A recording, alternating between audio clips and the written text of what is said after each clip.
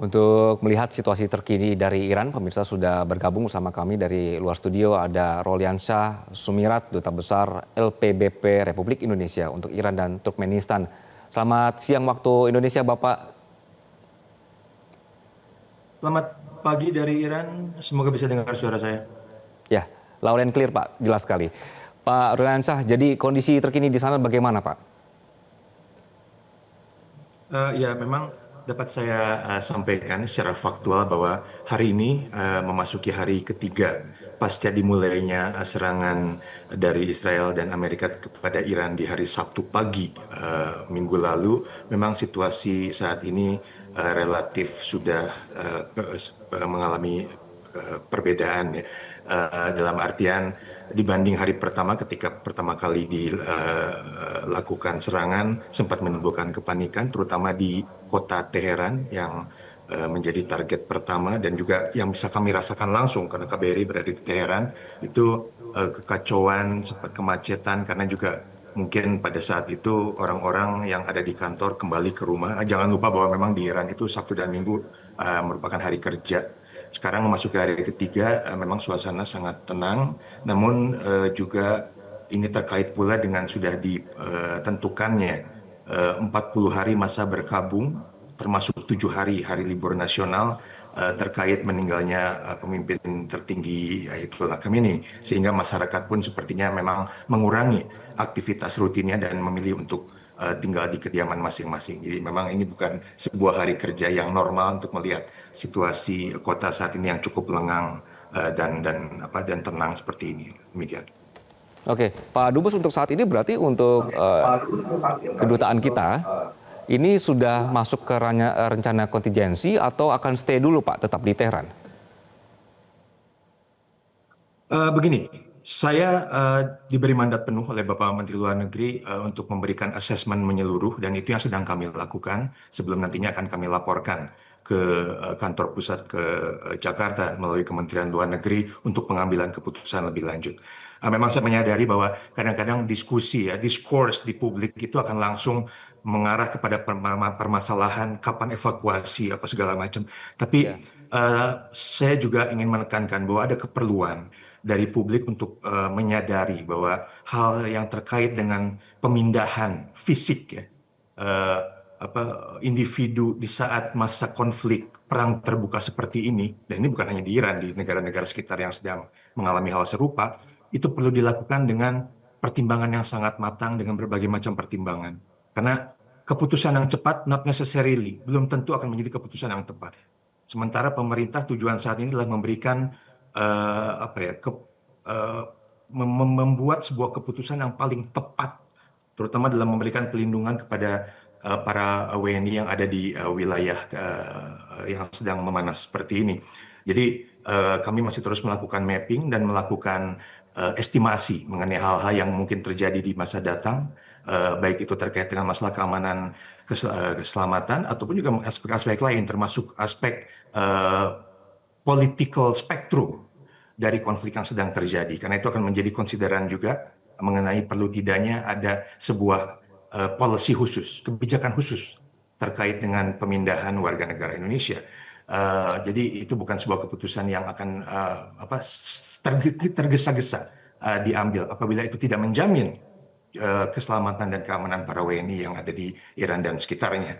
Jadi keputusan yang cepat itu belum tentu keputusan yang tepat. Jadi kami harus make sure bahwa apa yang dilakukan pemerintah sudah yang paling tepat dan yang paling baik pada saat tersebut. Demikian. Oke, jadi maksud Anda untuk sementara operasional KBRI masih tetap berlangsung dan juga komunikasi dengan WNI yang berada di Iran tetap intens begitu ya, Pak? Oh ya, memang kalau masalah engagement kami ya dengan WNI ini sudah berlangsung secara intensif sejak lama, terutama sejak bulan Juni 2025 ketika ada 12 perang 12 hari.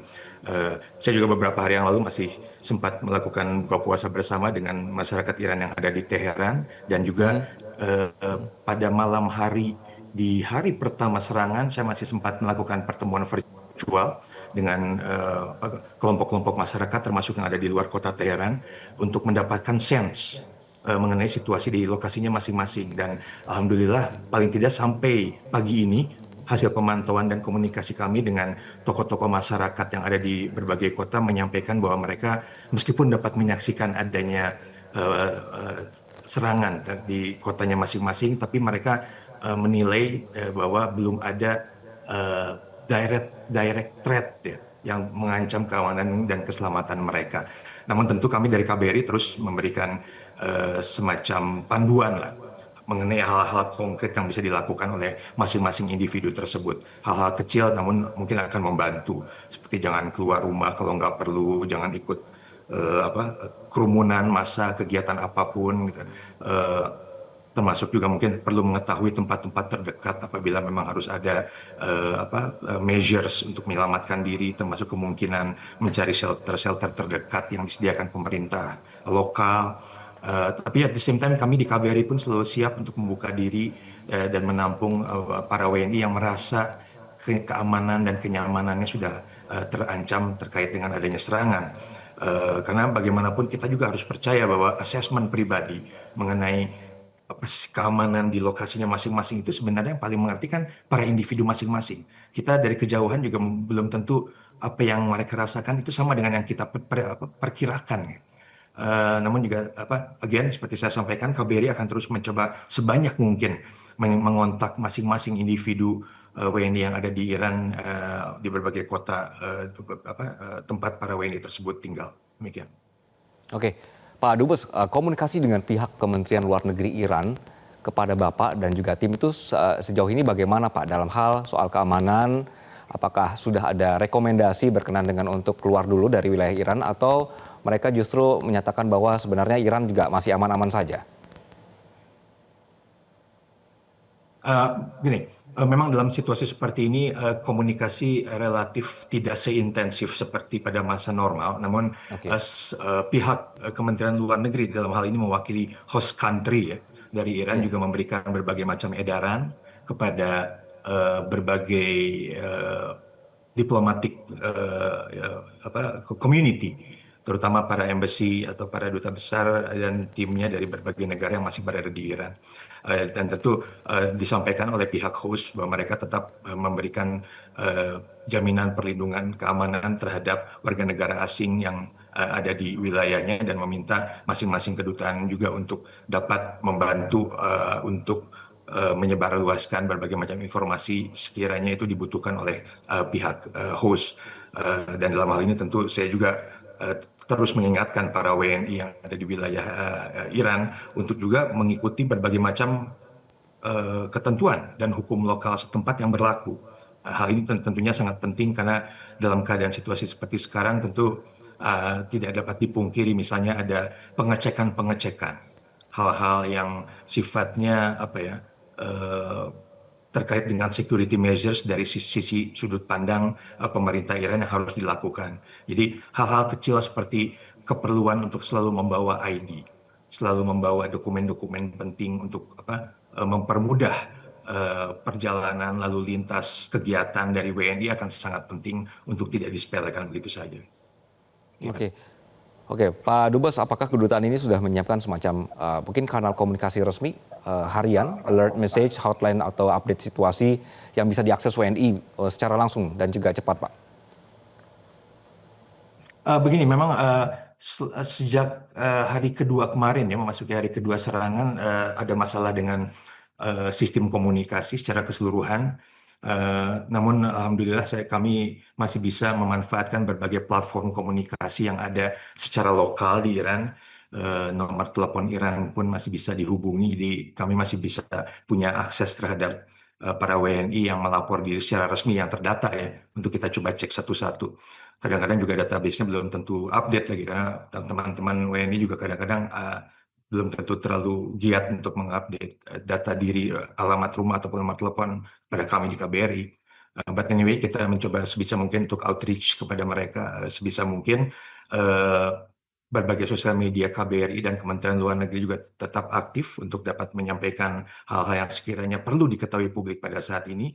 Nomor hotline yang dapat dihubungi juga sudah dapat diakses secara umum, sehingga apabila ada pihak keluarga yang ingin mencoba mengontak keluarganya di sini namun gagal, kami selalu mencoba untuk memfasilitasi kemungkinan adanya komunikasi antara keluarga yang terpisah atau paling tidak mencoba membantu melocate, ya, mencari lokasi keberadaan dari keluarganya yang sedang berada di Iran tersebut. Sudah beberapa kali ada permintaan dan kami lakukan dan alhamdulillah kami bisa membantu. Ya. Berarti sudah ada jalur komunikasi yang terus intens begitu ya. Pak Dubes, saya ingat sekali waktu konflik sebelumnya dengan Israel ya Pak, sempat ada rencana kontingensi untuk evakuasi WNI dan juga ke kedutaan lewat darat pada saat itu karena wilayah udara ditutup.